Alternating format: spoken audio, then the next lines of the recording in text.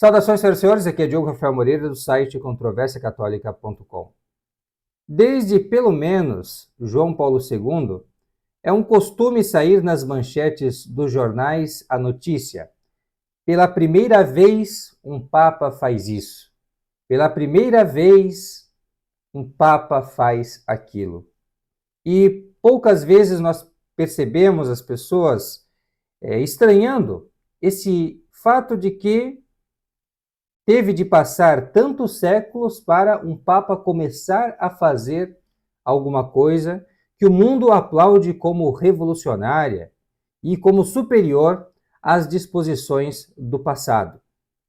Nós tivemos, no caso de João Paulo II, por exemplo, a primeira vez que um Papa beijou o Alcorão, um livro que nega a divindade de Nosso Senhor Jesus Cristo, que é considerado sagrado precisamente por aquelas pessoas que rejeitam a Santíssima Trindade e demais dogmas da religião cristã. Temos também João Paulo II pela primeira vez visitando uma sinagoga. Novamente, o judaísmo atual, como eu já apontei num vídeo anterior, é o que é porque rejeitou ao Messias Jesus Cristo. Pela primeira vez, um Papa reúne os membros de todas as religiões do mundo para rezar pela paz. Como se, pela primeira vez, tivesse se dado conta de que a oração que não é feita por nosso Senhor Jesus Cristo tem eficácia e aproveitamento diante de Deus. Nós tivemos todas estas primeiras vezes, aí desde João Paulo II, mas na verdade temos muitas primeiras vezes já desde antes. A partir dos anos 60, a Revolução foi se estabelecendo, né? Com João XXIII, com Paulo VI, com o Concílio Vaticano II. E nós temos assistido, então, todo esse espetáculo de primeiras vezes. E agora, pela primeira vez, uma mulher é apontada para uma congregação romana, hoje em dia eles chamam de dicastério, e ela é apontada então como prefeita desse dicastério para a vida religiosa. É até curioso que foi apontado também um cardeal como pró-prefeito, que seria o equivalente a um vice-prefeito. Então, ela foi colocada até acima do cardeal, e isso é muito digno de nota, porque era esperado que esse cardeal assumisse alguma função, a função de prefeito, né, de algum dicastério. Ele tinha sido há não muito tempo feito cardeal e se esperava então ele assumisse um dicastério, e o fato é que esse papel foi colocado nas mãos desta freira.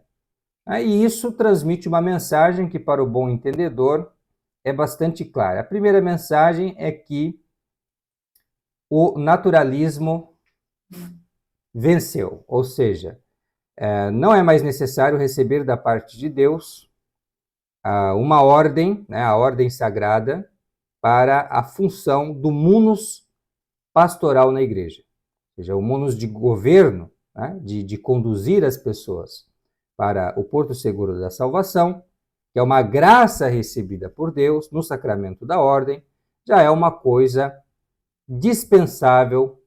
Nós mesmos, leigos ou pessoas religiosas, com o seu talento, com a sua capacidade, com a sua competência, com o seu profissionalismo, com a sua formação, ou seja, né, com todo o conjunto de conhecimentos e potências do ser humano, sem a necessidade de uma graça particular para isso, podemos desempenhar bem essa função e de governar a igreja. Então, o profano, né, é suficiente para governar o sagrado. E aí temos o mundo, não é, tomando a liderança de uma função sacra. Isso que é a mensagem que, em primeiro lugar e de maneira inequívoca, nós temos. E tem uma outra mensagem também que está nas entrelinhas.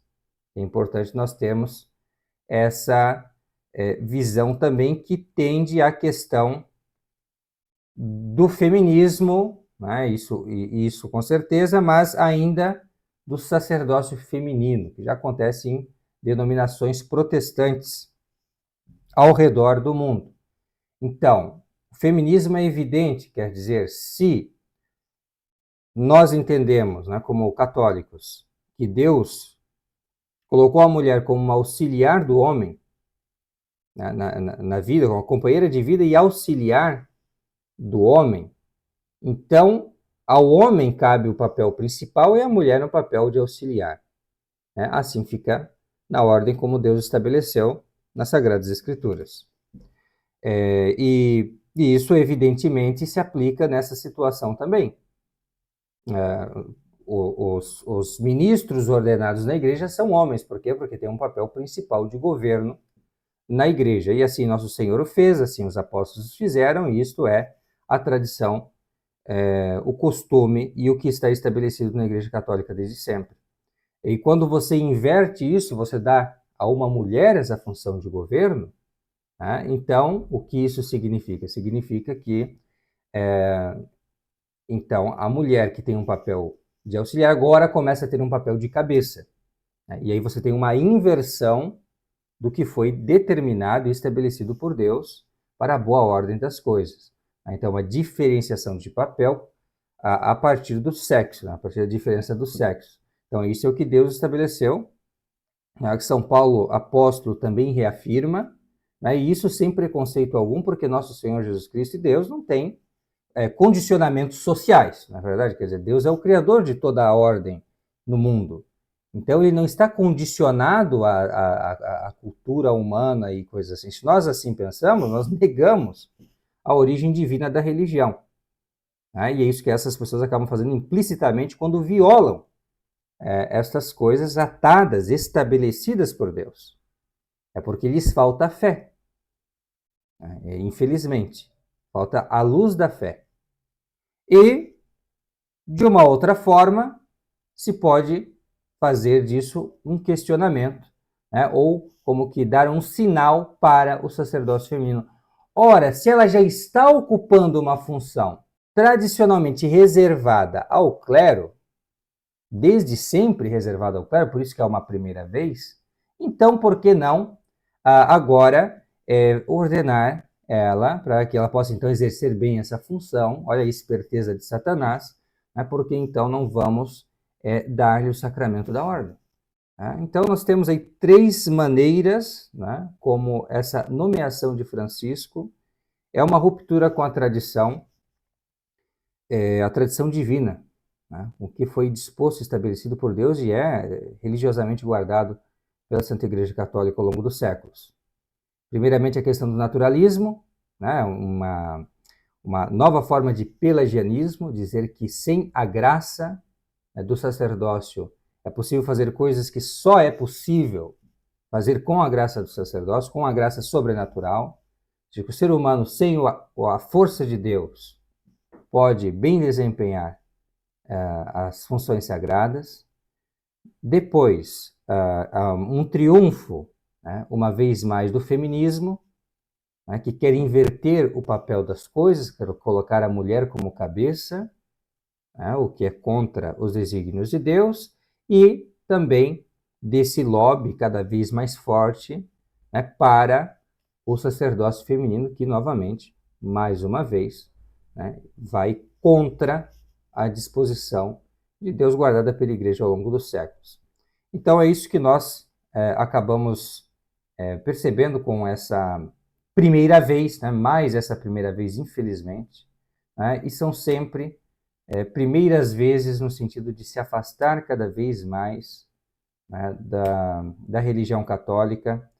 A Igreja tomou essa direção, nós deixamos isso muito claro aqui no canal para não enganar ninguém. Né? Isso é uma coisa que aconteceu depois da morte do Papa Pio XII, né, com a tomada do Vaticano por forças hostis ao catolicismo, por pessoas que estavam munidas de ideias anticatólicas, de heresias, né, condenadas pela Igreja, como o modernismo, foi uma heresia condenada pelo Papa São Pio X, no início dos 1900. Infelizmente, os modernistas foram crescendo em influência e foram tomando posições, né, com muita hipocrisia, dizendo que eram católicos, e foram galgando altas funções na hierarquia da igreja, até conseguir colocar um homem seu lá dentro, com João 23, né, e principalmente com Paulo VI fazendo as grandes reformas através da conclusão, fechamento do Concílio Vaticano II, e depois